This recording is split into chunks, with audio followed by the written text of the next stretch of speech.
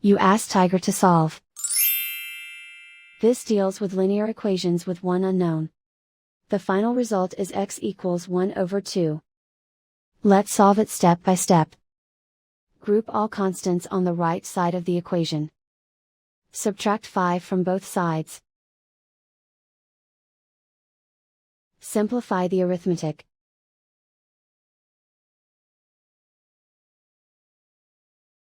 Isolate the x. Divide both sides by -10. Cancel out the negatives.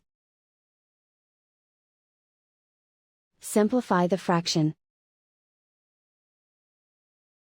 Cancel out the negatives. Find the greatest common factor of the numerator and denominator.